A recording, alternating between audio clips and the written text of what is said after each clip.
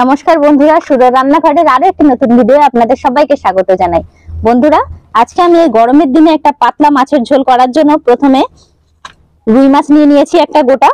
এটা 1 কেজি ওজনের একটা চারা রুই, আর তার সাথে থাকবে হচ্ছে ডাঁটা। ডাঁটা দিয়ে আজকের আমি মাছের ঝোলটা বানাবো। তো তার আগে প্রথমে আমি মাছটা কেটে নেব। সকালবেলা যখন মাছটা নিয়েছি অনেকটা জ্যান্ত ছিল, কিন্তু এখন একটু বেলা হয়ে গেছে তো মরে গেছে।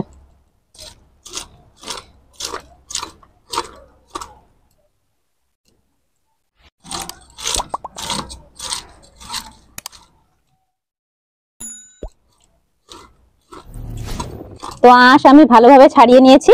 এবারে মাছটাকে ভালো করে কেটে নেব।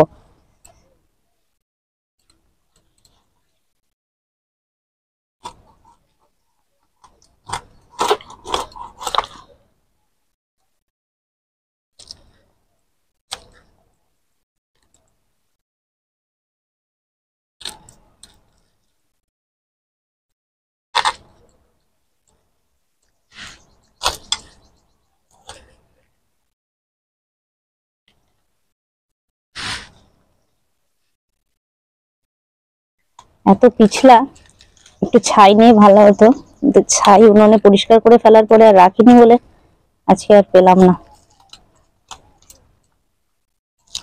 মাছের মাথাটা আমি এরকম গোটাই রাখবো।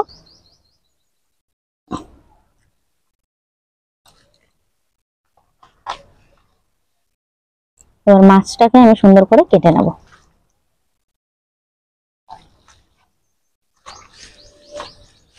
দেখছেন মাছের তেলটা কিরকম পরিষ্কার? জ্যান্ত মাছের তেল এরকম পরিষ্কারই হয়। পিছলাচ্ছে মাছটা। এবারে মাছটাকে আমি কেটে নেবো রিং রিং করে। ছোট মাছ তো 1 কেজি ওজনের, তো আমি দাগা পেটি করবো না, এরকম রিং রিং করে কেটে নেবো।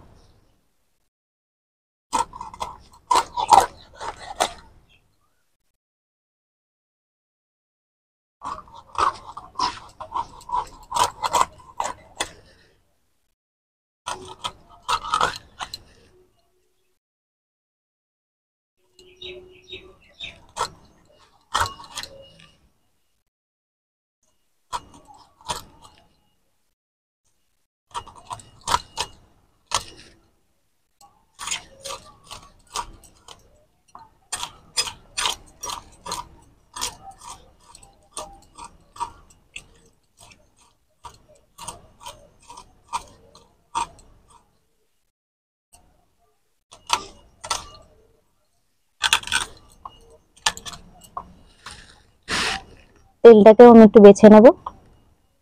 গাছে দুটো বেগুন ধরেছে, ওখান থেকে বেগুনটা দিয়ে মাছের তেলটাকে ভাজবো। মাছের তেলটা পরিষ্কার করতে একটু টাইম লাগবে, তো চলুন মাছটা ধুয়ে নিয়ে তারপরে আপনাদের সামনে দেখা হচ্ছে। মাছগুলোকে আমি ভালো করে ধুয়ে এখানে নুন হলুদ লাগিয়ে নিয়েছি। এবারে আমি কড়াইয়ের মধ্যে শুকনো লঙ্কা, গোলমরিচ আর সাদা জিরেটাকে একটু ভেজে নেব।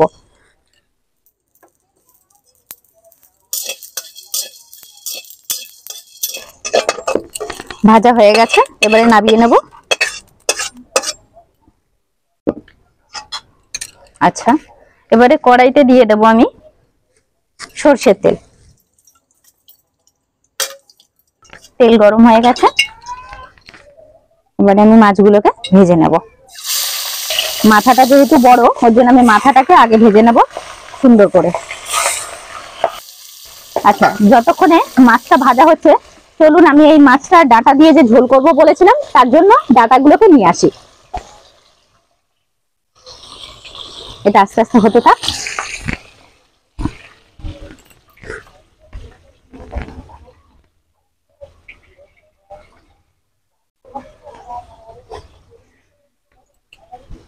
আচ্ছা, আমি এই ডাঁটা শাকগুলোকে তুলে নেব।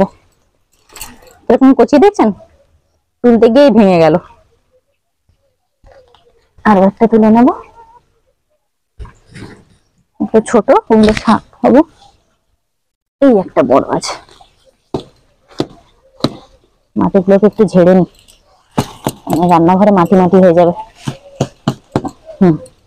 এবারে আমি বেগুন তুলে নেবো দুটো।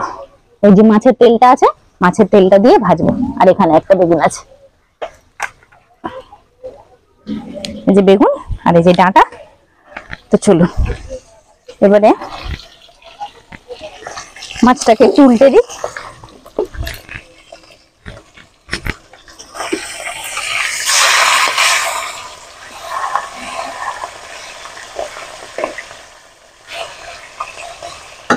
মাছটা ভাজা হতে থাক, আর এদিকে আমি সবজিগুলোকেও কেটে নেব।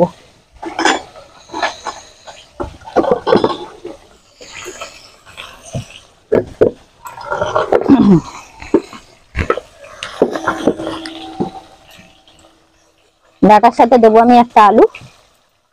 প্রথমে ডাঁটাগুলোকে কেটে নিই। ডাঁটাগুলো খুব সুন্দর, একদম কচি কচি ডাঁটা আছে, খেতে খুব ভালো লাগবে ঝোলের মধ্যে। আপনারা কে কে এই ডাঁটা দিয়ে মাছের ঝোল খান একবার কমেন্ট করে জানাবেন তো।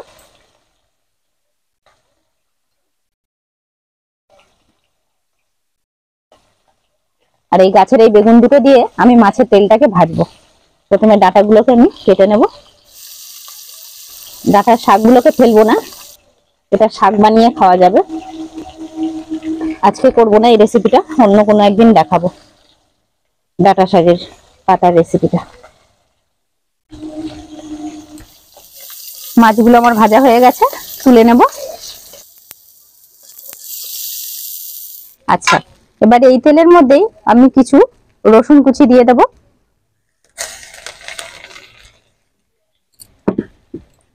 দিয়ে দেব আরো একটুখানি সর্ষের তেল।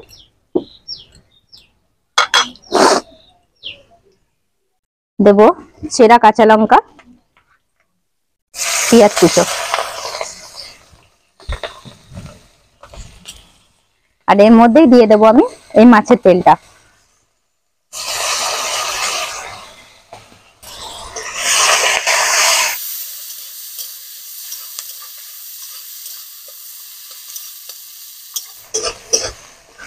আচ্ছা, মাছের তেলের মধ্যে দিয়ে দেব পরিমাণ মতো নুন আর পরিমাণ মতো হলুদ গুঁড়ো।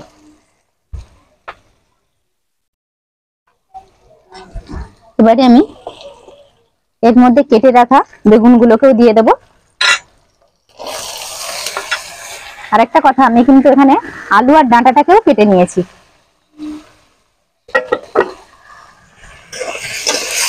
এর মধ্যে আর কিছু দিতে হবে না, এবারে সুন্দর করে ভেজে নিলেই হবে। আচ্ছা, যতক্ষণে এখানে বেগুন ভাজাটা হচ্ছে, আমি যে মশলাটা ভেজে রেখেছিলাম সেই মশলাটাকে এই ফাঁকে একটু গুঁড়ো করে নেব।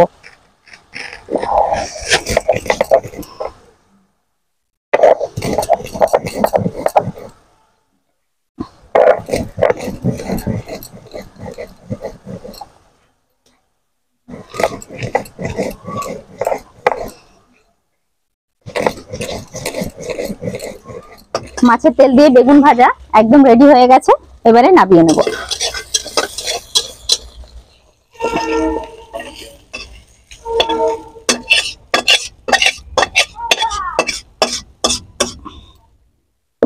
কড়াইটা আবারও বসিয়ে দিলাম।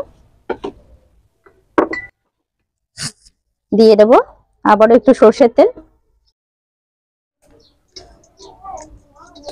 দিয়ে দেব পেঁয়াজ কুচি।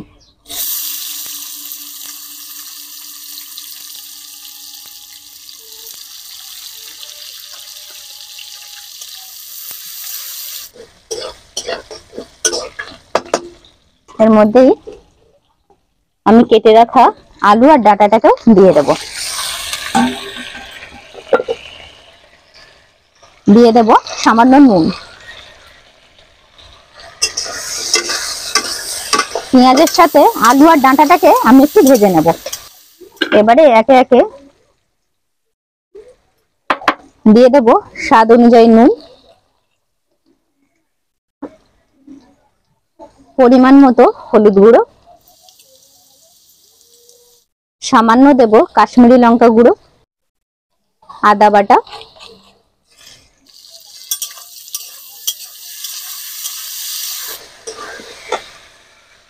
এবারে আমি দিয়ে দেব কেটে রাখা টমেটো কুচি আর কাঁচা লঙ্কা চেরা।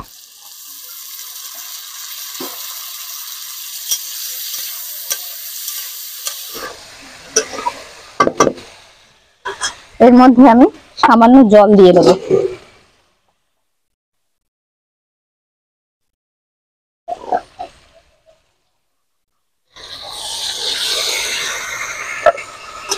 সামান্য জল দিয়ে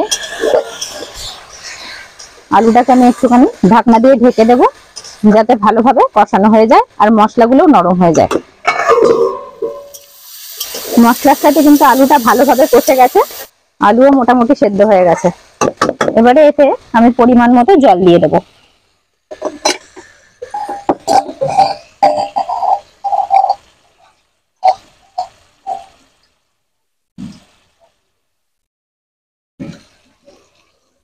যেহেতু পাতলা ঝোল হবে তাই জলটা আমি একটু বেশি দেব।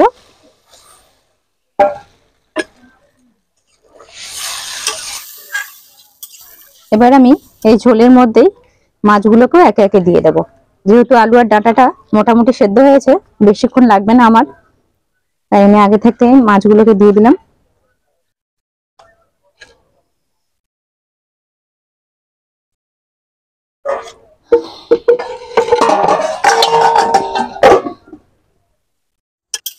মাছগুলোকে একটু নেড়ে চেড়ে দেবো। এবারে ঢাকনা দিয়ে দেবো।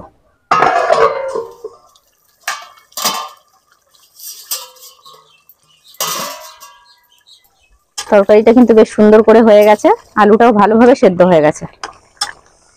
এবারে আমি নামানোর আগে এর মধ্যে দিয়ে দেবো ভেজে রাখা মশলাটা।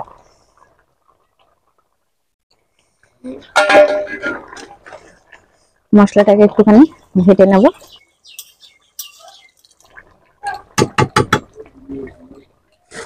এবারে নামিয়ে নেব। বেশিক্ষণ ফোটানোর দরকার নেই, ফোটালে ভাজা মশলার গন্ধটা থাকবে না।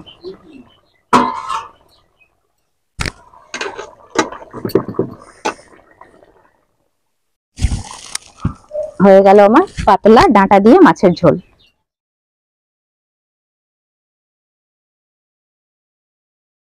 বন্ধুরা, প্রস্তুত আছে আজকের এই দুটি রান্না।